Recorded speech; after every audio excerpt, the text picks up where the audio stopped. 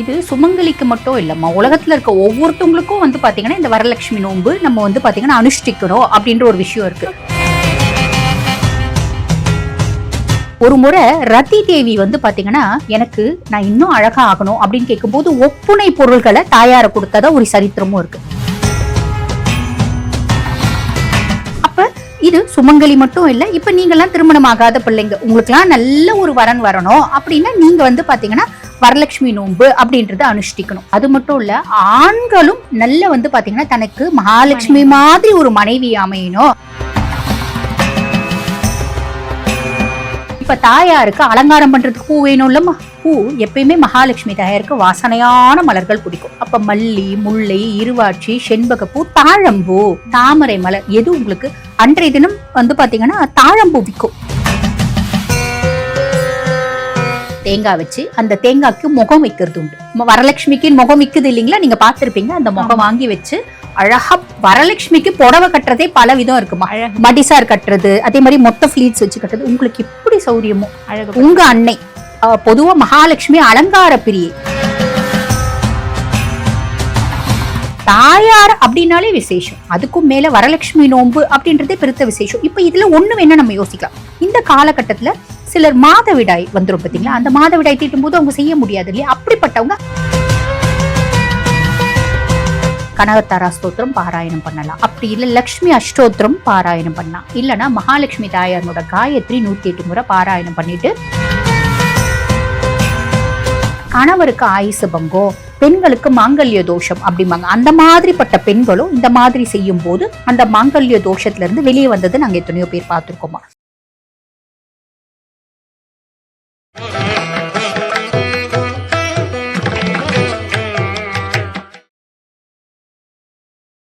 திருவருள் டிவி நேயர்களுக்கு வணக்கம். இன்னைக்கு நம்ம கூட யார் இருக்கா அப்படின்னு பாத்தீங்கன்னா, ஜோதிட சிரோன்மணி ஆன்மீக சொற்பொழிவாளர் திரு தீபா அருளாளன் அவர்கள் தான் இருக்காங்க. அவங்க கிட்ட இன்னைக்கு நிறைய விஷயங்கள் கேட்டு தெரிஞ்சுக்கலாம். ஃபர்ஸ்ட் உங்களை ஷோக்கு வெல்கம் பண்ணிடலாம். வணக்கம் மேம். வணக்கம்மா, எப்படி இருக்கீங்க? நல்லா இருக்கேன், நீங்க எப்படி இருக்கீங்க? நானும் ரொம்ப நல்லா இருக்கேன் மேம். ஸோ இந்த ஆடி மாசத்துல நிறைய விசேஷங்கள் அடுக்கடுக்கா வந்துட்டு இருக்கு. சுமங்கலிக்கு அவங்களுடைய அந்த விசேஷமான என்ன சொல்றது, நிறைய பண்டிகைகள்லாம் இந்த மாசம் வெயிட்டிங்ல இருக்கு அப்படின்னு சொல்லலாம். அதுல ஃபர்ஸ்ட் இந்த வரலட்சுமி நோன்பு, இது ரொம்ப மகத்துவம் வாய்ந்தது சுமங்கலிகளுக்கு. வரலட்சுமி நோன்புனா முதல்ல என்னது மேம்? இது சுமங்கலிக்கு மட்டும் இல்லம்மா, உலகத்துல இருக்க ஒவ்வொருத்தவங்களுக்கும் பாத்தீங்கன்னா இந்த வரலட்சுமி நோன்பு நம்ம பாத்தீங்கன்னா அனுஷ்டிக்கணும் அப்படின்ற ஒரு விஷயம் இருக்கு. அருள் இல்லாருக்கு அவ்வுலகம் இல்லை, பொருள் இல்லாருக்கு இவ்வுலகம் இல்லை இல்லையா. அப்ப காசு இல்லாம மனுஷங்களால வாழ முடியாது. பொதுவா மகாலட்சுமி தாயார் வழிபாடு அப்படின்றது காசுக்கான வழிபாடு மட்டும் இல்லம்மா. நம்ம இந்த பூ உலகில வாழறோம் அப்படின்னா நமக்கு பாத்தீங்கன்னா 16 விதமான செல்வங்கள் அப்படின்றது வேணும்பாங்க. நம்மளுக்கு காசு பணம் இருந்துட்டா மட்டும் போதுமா? நல்லா சாப்பிடணும், நிம்மதி இருக்கணும், சந்தோஷம் இருக்கணும், குதூகலம் இருக்கணும், கணவன் மனைவியிடையே ஒத்துமை அப்படின்றது இருக்கணும், கல்யாணம் ஆகி குழந்தை பெற்றவங்களுக்கு பிள்ளைங்க நல்ல சொல் பேச்சு கேட்கணும், நல்ல முன்னேறணும், இப்படி எத்தனை விஷயங்கள் இருக்கு. ஆக அத்துணை விஷயங்களுக்கும் யார வழிபாடு பண்ணணும் அப்படின்னா தாயாரை தான் வழிபாடு பண்ணணும். அப்ப தாயாரனோட அனுகிரகம் நமக்கு கிடைக்கணும் அப்படின்னா நம்ம இந்த வரலட்சுமி நோன்பு அப்படின்றது பாத்தீங்கன்னா செய்யறது ரொம்ப விசேஷம் அப்படின்னு சொல்லலாம். அப்ப இது சுமங்கலி மட்டும் இல்ல, இப்ப நீங்க எல்லாம் திருமணம் ஆகாத பிள்ளைங்க, உங்களுக்கு எல்லாம் நல்ல ஒரு வரன் வரணும் அப்படின்னா நீங்க பாத்தீங்கன்னா வரலட்சுமி நோன்பு அப்படின்றத அனுஷ்டிக்கணும். அது மட்டும் இல்ல, ஆண்களும் நல்ல பாத்தீங்கன்னா தனக்கு மகாலட்சுமி மாதிரி ஒரு மனைவி அமையணும் அப்படின்னா வரலட்சுமி நோன்புல அவங்க வீட்டுல அவங்க அம்மா என்னென்னலாம் வேலை சொல்றாங்களோ அத்தனையும் சேர்ந்து இந்த பிள்ளைங்களும் செய்துங்க அப்படின்னா நல்ல பாத்தீங்கன்னா லட்சுமிகரமான ஒரு வரன், ஒரு மணமகள் அவங்களுக்கு அமைவாங்க அப்படின்றது உண்மைமா. அப்ப பொதுவாவே பாருங்க, எல்லா பிரச்சனைகளுக்கும் தீர்வு மகாலட்சுமி தாயார வழிபாடு பண்றது அப்படின்லாம். காசுக்கு மட்டும் இல்ல, நான் சொன்ன அத்துணைக்கும். அப்ப தாயாரனோட அனுகிரகத்துக்கு நம்ம முழுசும் பாத்திரமாகணும் அப்படின்னா இந்த மாதிரி ஒரு ஆஸ்பீஷியஸ் டேஸ் அப்படின்னா அதிக சக்தி வாய்ந்த ஒரு மகத்துவமான நாட்களை நம்ம தவறவிடக்கூடாது அப்படின்னு சொல்லலாம். அந்த விதத்துல இந்த வரலட்சுமி நோன்பு இந்த வருடம் ஆகஸ்ட் மாதம் 21 வெள்ளிக்கிழமை வர்றது அப்படின்றது பொதுவாவே நம்ம மகாலட்சுமி தாயார் வழிபாடு வெள்ளிக்கிழமை தான் வரும். இந்த வருஷம் ஆகஸ்ட் மாதம் 21 வருதுமா. இன்றைய தினம் பாத்தீங்கன்னா நம்ம தாயார வழிபாடு பண்ணோம். தாயார வழிபாடு பண்றது அப்படின்றது நிறைய ப்ரொசீஜர்ஸ் இருக்குமா. இந்த வரலட்சுமி நோம்பே பல விதமா பலர் பாத்தீங்கன்னா அவங்களோட குடும்ப ரீதியா வழிபாடு பண்றது அப்படின்றதுக்கு பொதுவா மகாலட்சுமியை வழிபாடு பண்ணணும். முக்கியமா வரலட்சுமி நோன்பு அன்னைக்கு முந்தைய நாள், அதாவது வியாழக்கிழமை இரவு 6 மணிக்கு மேல தாயார வீட்டுக்கு அழைக்கிறது அப்படின்னு ஒரு விசேஷம் இருக்கு. மறுநாள் காலையில வரலட்சுமி நோன்பு நம்ம அனுஷ்டிக்கிறது அப்படின்றது இருக்குமா. ஓகே. ஸோ இந்த மாதிரி நம்ம அனுஷ்டிக்கும் போது இப்போ நீங்க சொன்னீங்க நம்ம வந்து திருமணம் ஆகாத பெண்கள்லேருந்து பார்க்கலாம். இப்பெல்லாம் வந்து திருமணம் ஆகாத பெண்கள் அந்த கடவுள்கிட்ட போய் கோயில்ல வந்து நோன்பு இருந்து விரதம் இருந்து நல்ல கணவன் வேண்டிக்கணும் அப்படின்றது கொஞ்சம் குறைஞ்சிருச்சு அப்படின்னு சொல்லலாம். மேபி அதனால டைவர்ஸ் அதிகமாச்சா என்னன்னு எனக்கு தெரியல.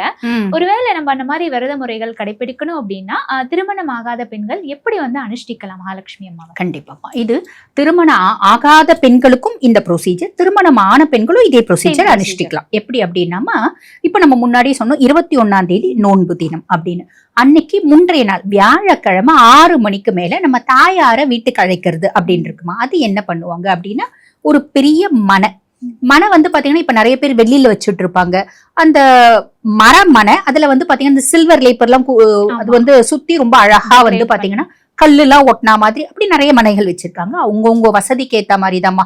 எதுவுமே இல்லம்மா நாங்க எளிமையான குடும்பத்து பர்சன்ஸ் அப்படின்னா நம்ம மனை எடுத்துக்கணுமா. எடுத்துட்டு அதுல நல்ல மஞ்சளை வந்து மெழுகிட்டு அதுல சந்தனம் வச்சு குங்குமம் வச்சு அதுல ஒரு கலசத்தை ஸ்தாபனம் பண்ணணும். பொதுவாவே தாயார் வந்து பாத்தீங்கன்னா 2 விதமான கலசம் வைக்கிறது அப்படின்றதுக்கு.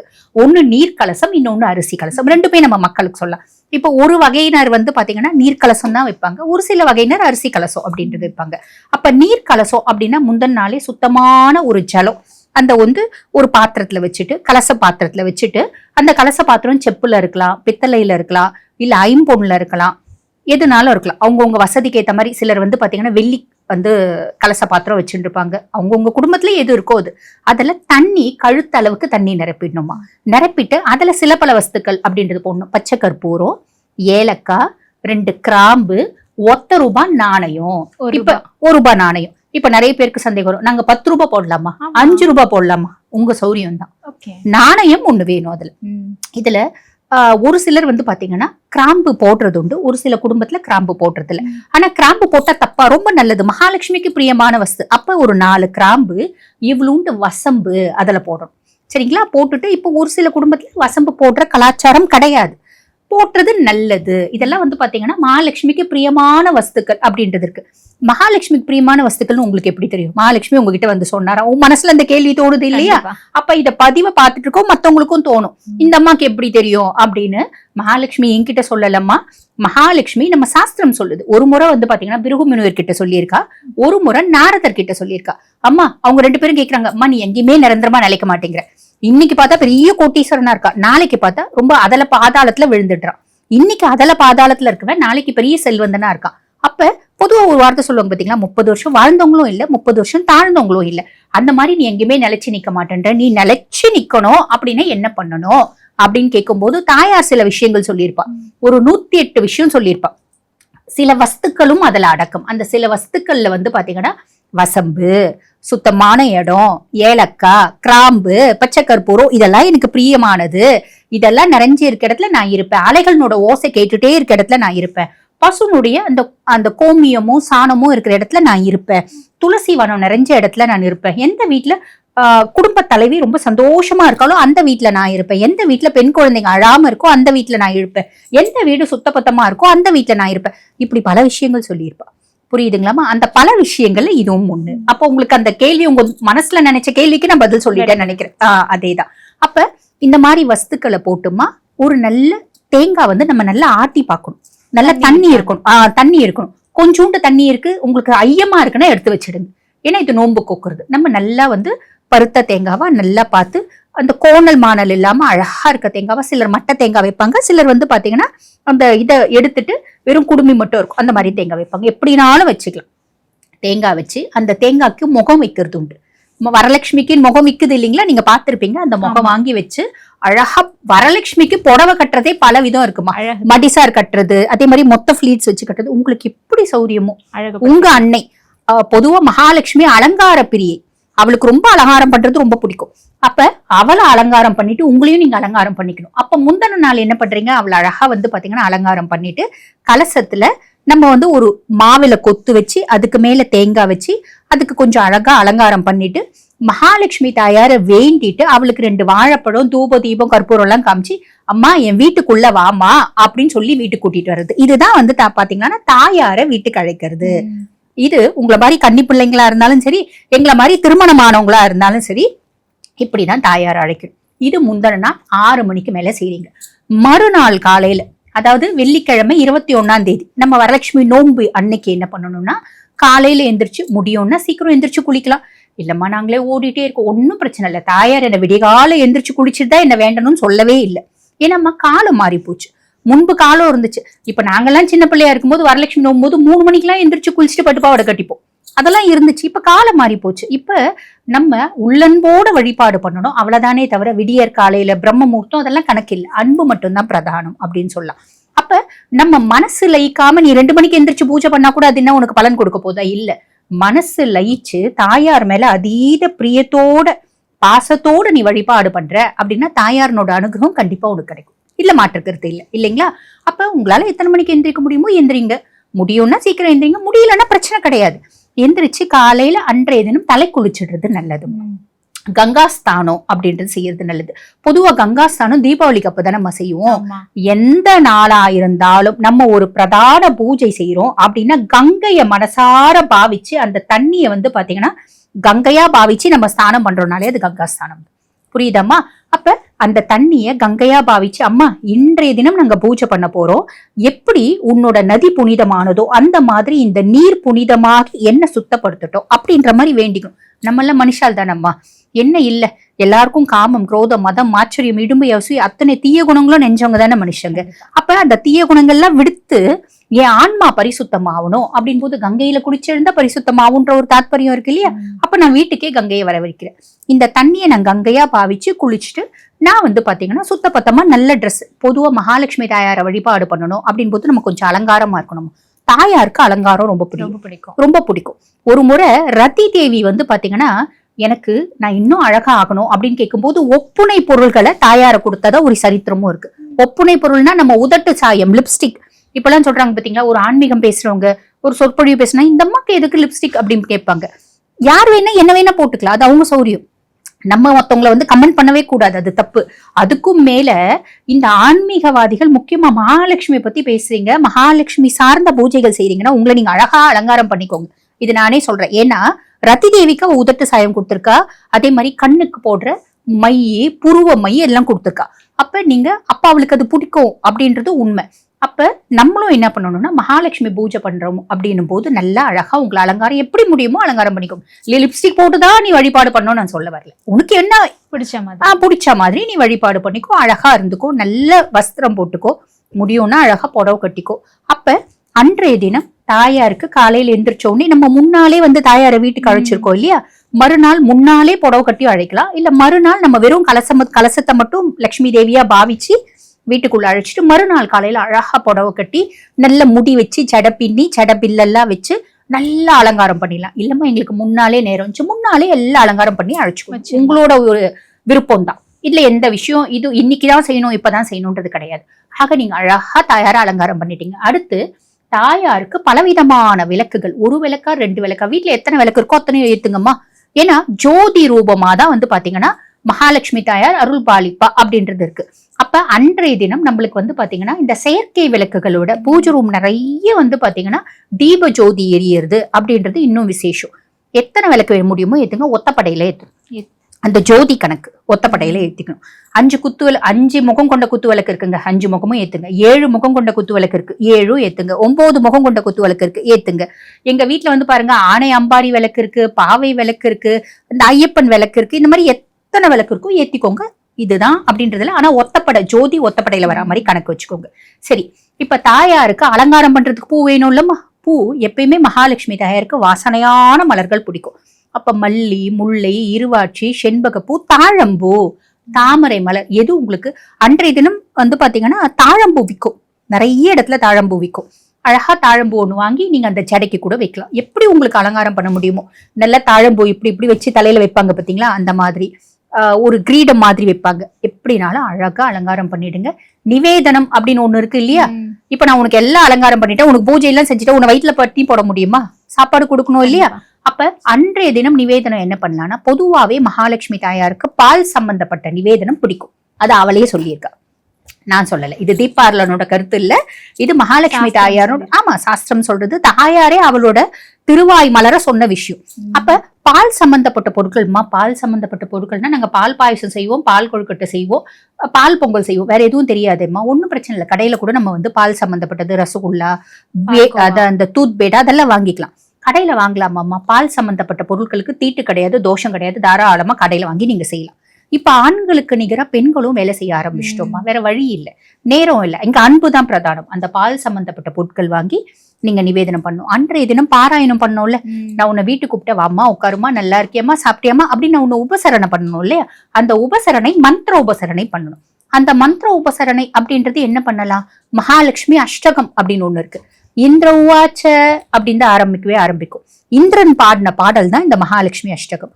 நமஸ்தேசு மகாமாயே ஸ்ரீபீடேசுர பூஜிதே சங்கு சக்கர கதா ஹஸ்தே மகாலட்சுமி நமோஸ்துதே அப்படின்ற மாதிரி வரும். அழகா 8 ஸ்டான்சஸ் படிக்கிறீங்க அப்படின்னா துணை விசேஷம் பொருந்தியது. இல்லைன்னா கனகத்தாரா ஸ்தோத்திரம். முதல்ல வந்து பாத்தீங்கன்னா சமஸ்கிருதத்துல இருந்துச்சு. இப்பெல்லாம் வந்து பாத்தீங்கன்னா பணமழை பொழியவே பொழியவே அப்படின்ற மாதிரி அழகா தமிழ்ல வந்துருச்சு. கனகத்தாரா ஸ்தோத்திரம் பாராயணம் பண்ணலாம். அப்படி இல்லை லக்ஷ்மி அஷ்டோத்திரம் பாராயணம் பண்ணலாம். இல்லைன்னா மகாலட்சுமி தாயாரனோட காயத்ரி 108 முறை பாராயணம் பண்ணிட்டு தூப தீப மலர்கள்லாம் போட்டு வீட்டுக்குள்ள நுழைஞ்சாலே நல்லா கமகமகமகமன் வாசனை வரா மாதிரி எல்லாம் செஞ்சுட்டு அதுக்கப்புறம் வந்து பாத்தீங்கன்னா உங்களோட வேண்டுதல் என்ன. இப்ப நீ கேட்டம்மா கல்யாணம் ஆகாத பொண்ணு, அப்ப கல்யாணம் ஆகாத பிள்ளைங்களுக்கு என்ன இருக்கும், மனசுக்கு விருப்பமான யாராவது இருக்காங்க அப்படின்னா அந்த பையனையே கல்யாணம் பண்ணிக்கணும்னு வேண்டிக்கலாம். எங்க மனசுக்கு விருப்பம்லாம் எதுவும் இல்லம்மா, அதெல்லாம் வாழ்க்கையில வந்துச்சு போயிடுச்சு, போனதுன்னா நல்லதுதான், கவலைப்பட வேண்டாம், போனதை நினைச்சு வருத்தப்பட வேண்டாம், வரதை நினைச்சு சந்தோஷப்பட்டுக்கணும். அப்ப அடுத்து என் கணவர் வந்து இப்படிதான் இருக்கணும் அப்படின்னு ஒவ்வொருக்கும் ஒரு எதிர்பார்ப்பு இருக்குல்லம்மா. அந்த எதிர்பார்ப்பை நீங்க தாயார்கிட்ட சொல்றீங்க அப்படின்னம்மா எனக்கு 1000 எதிர்பார்ப்பு இருக்குமா, அத்தனையும் தாயார் நிறைவேற்றுவாள். உனக்கு எது நல்லதோ அது அவளுக்கு தெரியும், அதை நிறைவேற்றுவா. அப்ப நல்ல கண்ணிறைஞ்ச கணவன், இப்பெல்லாம் வந்து பிள்ளைங்களுக்கு கண்ணிறைஞ்ச கணவரோட நல்ல வசதியான கணவரா இருக்கணும் அப்படின்னு எதிர்பார்க்கறது நியாயம் இல்லை. அதாவது நியாயம் இல்லைன்னு சொல்ல முடியாது, நியாயம்தான். அப்ப அவங்களோட ஒரு ஆசை என்ன, எனக்கு நல்ல வசதியான பையன் வேணும். இன்னும் சில பிள்ளைங்க வந்து எனக்கு மாமியார் மாமனார் பிரச்சனை இருக்கக்கூடாது, எனக்கு என் பையன் அதாவது திருமணம் ஆக்கிக்கக்கூடிய வரன் வெளிநாட்டுல இருக்கணும். எத்தனையோ கோரிக்கைகள் இருக்குமா. அவங்களோட கோரிக்கைகள் என்ன தாயார் முன்னாடி வைக்கலாம். திருமணமானவங்க கணவன் மனைவி ஒற்றுமை, என் கணவனுக்கு தீர்க்க ஆயுள், குடும்பத்துல எப்பயுமே நிம்மதி சந்தோஷம், என் கணவனுக்கு எந்த பிரச்சனையும் இல்லாம ஆயுசுக்கு பங்கம் இல்லாம அவரு மேலும் மேலும் மேலும் மேலும் வாழ்க்கையில உயரணும், நல்ல வந்து பாத்தீங்கன்னா அவருக்குன்னு உரிய அங்கீகாரம் மதிப்பு கிடைக்கணும் இப்படின்ற மாதிரி வேண்டுதல். அவங்கவுங்க வயதுக்கு ஏத்த மாதிரி அவங்க உங்களுக்கு வேண்டுதல்கள் இருக்கதான் செய்யும். அந்த வேண்டுதல்களை தாயார் முன்னாடி நிறுத்தணுமா, நிறுத்தி வழிபாடு பண்றோம். இதுதான் ப்ரொசீஜர். இதுதான் வந்து பாத்தீங்கன்னா அந்த முறை அப்படின்னு சொல்லலாம். இப்படி வழிபாடு பண்றோம் அப்படின்னா தாயாரனோட கருணையினால அத்தனையும் கிடைக்கும், மாற்று கருத்து இல்லம்மா. ரொம்ப அழகா விரிவா சொன்னீங்கம்மா. இப்ப அதே மாதிரி வந்து இந்த மாதிரி விசேஷ நாட்கள்ல நம்ம வந்து தானங்கள் பண்ணா ரொம்ப நல்லது அப்படின்வாங்க. அப்படி இருக்கும் பட்சத்துல இந்த மாதிரி நோம்புல சுமங்கலிக்கெல்லாம் வந்து தானம் பண்ணலாமா? உண்மை. அதாவது சுமங்கலிக்கு தானம் அப்படின்றத விட இது வந்து சுஹாசினி பூஜையும் இன்றைய தினம் சேர்ந்து செய்யறது உண்டு. சுஹாசினி பூஜை அப்படின் போது சுமங்கலிகளை கூப்பிட்டு அவங்களுக்கு வந்து பாத்தீங்கன்னா சின்ன லெவல்ல வந்து ஒரு சின்ன பூஜை அப்படின்னா இப்போ திருமணம் ஆகாத பொண்ணு அதுக்கு ஏதோ தோஷம் இருக்கு அப்படின்னா 21 சுமங்கலி 11 சுமங்கலி 9 சுமங்கலி 7 சுமங்கலி அப்படி கணக்கு உண்டுமா. அவங்களுக்கு வந்து பாத்தீங்கன்னா பாத பூஜை செஞ்சுட்டு அதுக்கப்புறம் அந்த வந்திருக்கக்கூடிய சுமங்கலியை மகாலட்சுமியா பாவிச்சு பாத பூஜை செஞ்சுட்டு அவங்களுக்கு இனிப்போட அந்த ஒரு நிவேதனம் அப்படின்னு சொல்லுவாங்க பாத்தீங்களா, சுவாமிக்கு வைக்கிற நிவேதனம் கொடுக்கறது கூட. இவங்களுக்கு வந்து பாத்தீங்கன்னா விருந்தோம்பல் அப்படின்னு செய்வாங்க. விருந்தோம்பல்னா இந்த சித்ரான்னம் செய்யறது, ஒரு 2-3 சாதம், ஒரு புளி சாதம், ஒரு தயிர் சாதம், ஒரு லெமன் சாதம், ஒரு 2 வகையான ஸ்வீட் வச்சு அவங்களுக்கு நல்ல வயிறார சாப்பாடு கொடுத்து அவங்க கிட்ட ஆசீர்வாதம் வாங்கி அவங்களுக்கு மஞ்சள் குங்குமம் கண்ணாடி இதெல்லாம் கொடுத்து போகும்போது அவங்க கிட்ட ஆசீர்வாதம் வாங்கும்போது நிறைய விஷயங்கள் அப்படின்றது மாறும். திருமணம் ஆகாத பிள்ளைங்களுக்கு தோஷத்தினால திருமணம் நடக்கலையா, ஒரு சுமங்கலிகளுடைய நல்வாழ்த்தினால திருமணம் அப்படின்றது நடக்கும். அதே மாதிரி கணவருக்கு ஆயுசு பங்கம், பெண்களுக்கு மாங்கல்ய தோஷம் அப்படிம்பாங்க. அந்த மாதிரிப்பட்ட பெண்களும் இந்த மாதிரி செய்யும் போது அந்த மாங்கல்ய தோஷத்துல இருந்து வெளியே வந்தது நாங்க எத்தனையோ பேர் பார்த்திருக்கோமா. இந்த மாதிரி நிறைய விஷயங்கள் செய்யறது உண்டுதாமா. ஓகே, இந்த மாதிரி தானங்கள் பண்ணும்போது நமக்கு தோஷங்கள் நிவர்த்தி ஆகுது. உண்மைதானம்மா. மனசார ஒருத்தவங்க வாழ்த்துறாங்க அப்படின்னும் போது அந்த வாழ்த்துக்கு அப்படின்ற ஒரு பலன் இருக்கதாம்மா செய்யும், இதுல மாற்று கருத்தே இல்லை. Okay ma'am. இப்ப இந்த பூஜை வழிமுறைகள்லாம் சொன்னீங்க, பட் இதுக்குன்னு ஏதாவது குறிப்பிட்ட முகூர்த்த நேரங்கள் இருக்கா? கண்டிப்பாமா, கண்டிப்பா. இப்ப வந்து பாத்தீங்கன்னா இந்த 21ஆம் தேதி இப்ப லக்னங்கள் நாங்க சொல்லுவோம். சிம்ம லக்னம் வந்து பாத்தீங்கன்னா காலையில 8 to 10 மணி வரைக்கும், காலையில இருந்து அதாவது காலையில 8 to 10 மணிக்குள்ள இந்த பூஜை முறைகளை நம்ம முடிச்சுட்டு நம்ம வந்து நிவேதனம் பண்ணிடுறது அப்படின்றது பெஸ்ட். இல்லம்மா எங்களால பண்ண முடியல, எங்களுக்கு நேரம் இல்லை, ஏன்னா வீட்டுல குழந்தைங்கள்லாம் இருக்கு, வேலை நிறைய இருக்கு அப்படின்னா ஒன்றும் பிரச்சனை இல்லை. விருச்சிக லக்னம் 12:45 2:55 வரைக்கும் விருச்சிக லக்னம் மதியம் நேரம், அந்த நேரம் செய்யலாம். அந்த நேரமும் எங்களால செய்ய முடியல. அப்ப கும்ப லக்னம் மாலை வந்து பாத்தீங்கன்னா 6:45 8:30 மணி வரைக்கும் கும்ப லக்னம், இந்த லக்னத்துல செய்யலாம். செய்யறது இன்னும் கொஞ்சம் அதீத விசேஷம் அப்படின்னு சொல்லலாம். Okay ma'am. இந்த அதாவது எப்ப வேணாலும் பண்ணலாம், பட் இந்த குறிப்பிட்ட நேரத்துல பண்ணும்போது நம்ம பிரார்த்தனை வந்து பரிபூரணமா போய் அம்மாவை அடையும். உண்மை உண்மை. சில நேரங்கள், சில நட்சத்திரங்கள், சில ஹோரைகள் அப்படின்னு இருக்கு பாத்தீங்கன்னா, அந்த மாதிரி இந்த லக்னங்கள் ரொம்ப விசேஷம். இன்னொரு விஷயம், இப்ப அந்த குறிப்பிட்டு வந்து இந்த வருஷத்துக்குன்னு ஏதாவது விசேஷம் இருக்கா மேம்? இந்த வருஷம் வர இந்த விரதத்துக்கு எப்பயுமே வந்து பாத்தீங்கன்னா பொதுவா ஒரு விஷயம் சொல்லுவாங்க. அதாவது ராவணனை கேட்டாங்களா, அப்பா உங்க நாட்டு மக்களுக்கு என்ன பிரச்சனை அப்படின்னு, உங்க நாட்டுல என்ன விசேஷம் ரொம்ப செழிப்பா நீங்க வந்து பாத்தீங்கன்னா விமர்சையா கொண்டாடுவீங்க அப்படின்னு. அப்ப ராவணன் யோசிச்சாலாம், என்ன நம்ம சொல்றது அப்படின்னு. ஏன் அப்படின்னா, எம் நாட்டு மக்களுக்கு துயர் என்றால் என்னவென்றே தெரியாது. எம் நாட்டு மக்களுக்கு தினம் தினம் தினம் தினம் பண்டிகை. அப்ப நான் எந்த நாள விசேஷம் சொல்லுவேன். அந்த மாதிரி இந்த வரலட்சுமி நோன்பு அப்படின்றதே பெருத்த விசேஷமா. இன்றைய தினம், இன்றைய வருஷம், இன்றைய மாசம் அப்படிலாம் கிடையாது. தாயார் அப்படின்னாலே விசேஷம். அதுக்கும் மேல வரலட்சுமி நோன்பு அப்படின்றதே பெருத்த விசேஷம். இப்ப இதுல ஒண்ணு வேணா நம்ம யோசிக்கலாம். இந்த காலகட்டத்துல சிலர் மாதவிடாய் வந்துரும் பாத்தீங்களா, அந்த மாதவிடாய் தீட்டும் போது அவங்க செய்ய முடியாது இல்லையா, அப்படிப்பட்டவங்க அடுத்த வெள்ளிக்கிழமை செய்யும். ஓகே, அடுத்த வெள்ளிக்கிழமை செஞ்சுக்கலாம், தப்பு இல்லை. அந்த மாதிரி வேணா நம்ம செஞ்சுக்கலாமே தவிர எப்பயுமே வரலட்சுமி அப்படின்னா எல்லா வரங்களையும் வாரி கொடுக்கக்கூடிய தாய். அப்ப இன்றைய தினம் பண்றது விசேஷம். சில சந்தர்ப்பம் சூழ்நிலை வீட்டுல ஏதோ ஒரு கெட்டது நடந்திருக்கு அப்படின்னா உங்களால செய்ய முடியாது இல்லைங்களா, இப்படி மாத்தி செய்யலாம், மாத்தி செய்யலாம். ஓகே, இப்போ நம்ம மகாலட்சுமி அம்மாவை பற்றி பேசும்போது, மகாலட்சுமி அம்மாவுக்கு வந்து இந்த வாசனை திரவியங்கள்லாம் ரொம்ப பிடிக்கும் அப்படின்னு சொல்லுவாங்க. குறிப்பாக வந்து நான் நிறைய இதில் பார்க்கும்போது பூஜை ரூமில் மகாலட்சுமி அம்மாவுக்கு பச்சை கற்பூரம், ஜவ்வாது, அதுக்கப்புறம் இந்த தசாங்கம் இதெல்லாம் வச்சா மகாலட்சுமி அம்மா விரும்பி வாசம் செய்வாங்கன்றாங்களே, உண்மையா மேம்? வெறும் அதெல்லாம் மட்டும் வச்சுட்டா வாசம் செய்ய மாட்டாமா. அவளுக்கு பிரியமான வஸ்து தான். எந்த வீட்டில் நேர்மையும் நாணயமும் இருக்கும், எந்த வீட்டில் பெண்கள் ஒழுக்கத்தோடு இருக்காங்களோ, எந்த வீட்டில் மற்றவங்க காசுக்கு ஆசைப்படாம நியாயமா உழைச்சுதான் சாப்பிடணும்னு நினைக்கிறாங்களோ, எந்த வீட்டுல பெண்களை கொடுமைப்படுத்தாம இருக்காங்களோ, எந்த வீட்டுல பெண் குழந்தைங்களை ரொம்ப செல்லமா வளர்த்துக்கிறாங்களோ. எப்படினாலும் பெண் குழந்தைங்க நம்ம வீட்டுல இருக்க வரைக்கும் தான் செல்லமா இருக்க போகுது. அடுத்த வீட்டுக்கு போனா ஏதோ ஒண்ணு அதுங்களுக்கு மன கஷ்டம் அப்படின்றது இருக்கதான் நம்ம செய்யும். பெத்த தாய் மாதிரி எல்லா மாமியாரும் வந்துருவாங்களா? அது வந்து ஒரு பெரிய கேள்விக்குறிதான். அப்ப குழந்தைங்க வந்து பாத்தீங்கன்னா, பெண் குழந்தைங்க முக்கியமா சந்தோஷமா இருக்கணும். அதே மாதிரி வீட்டுல எந்த வீட்டுல சத்தமா பேசாம, சில வீடு பயங்கரமா கத்துவாங்க, பேசுறதே கத்தி கத்தி தான் பேசுவாங்க. அப்ப பெரியவங்க சொல்லுவாங்க, கத்தி பேசாது, மெதுவா பேசு அப்படிம்பாங்க. எந்த வீட்டுல ஆர்ப்பாட்டம் இல்லாம அமக்களம் இல்லாம இருக்கும், அந்த வீட்டுல எல்லாம் மகாலட்சுமி தாயாரோட கடாட்சம் பரிபூர்ணமா இருக்குமா. நீங்க சொன்ன வஸ்துக்கள் அதுவும் மகாலட்சுமிக்கு பிரியமான வஸ்துக்கள்மா. அதுக்கும் மேல மகாலட்சுமி தாயாரோட கடாட்சம் வீட்டுல பரிபூர்ணமா இருக்கணும்னு நீ உழைக்கணும். இதுதான் உண்மை. நீ உழைக்கணும். ஒரு ஆள் நேரம், காலம், சந்தர்ப்பம், சூழ்நிலை எல்லாம் நல்லா இருக்கும்போது 2 ஆள் வேலை செய்யும். உனக்கு எல்லாம் கெட்டு போயிருக்கா, 10 ஆள் வேலை செய்யும், நீ கண்டிப்பா பெரிய ஆளாவ. அப்புறம் என்ன இருக்கு? அதையும் மீறி இந்த பூஜைகள், வழிபாடுகள் இதெல்லாம் எதுக்குன்னாமா, ஒரு சிலர் வந்து பாருங்க பயங்கரமா உழைப்பாங்க, ஆனா காசே வராது. அந்த இடையூறுகள் அப்படின்ற ஹிண்ட்ரன்சஸ், அந்த ஹிண்ட்ரன்சஸை வந்து பாத்தீங்கன்னா ஓவர் கம் பண்றதுக்கு அப்படின்னு சொல்லலாம். அதுக்கும் மேல நம்ம மனசு ஒரு நிலைப்படுறதுக்கு அப்படின்னு சொல்லலாம். அதுக்கும் மேல வந்து பாருங்கம்மா, அசுப செலவு போயிட்டே இருக்கும். சில குடும்பத்துல நிறைய சம்பாதிப்பாங்க, அன்னெசரி எக்ஸ்பென்சஸ். ஆமா, எங்க போகுதுன்னே தெரியாது. முக்கியமா மருத்துவம் சார்ந்த செலவு, வண்டி ரிப்பேர் ஆகுறது, இப்படியே போயிட்டு இருக்கும். ஆக இந்த மாதிரி எல்லாம் வரக்கூடாது அப்படின் போது தெய்வ கடாட்சம், தெய்வ அனுகிரகம் வேணும். அது மகாலட்சுமி தாயாரோட அனுகிரகம் அப்படின்றது அதி உத்தமமா.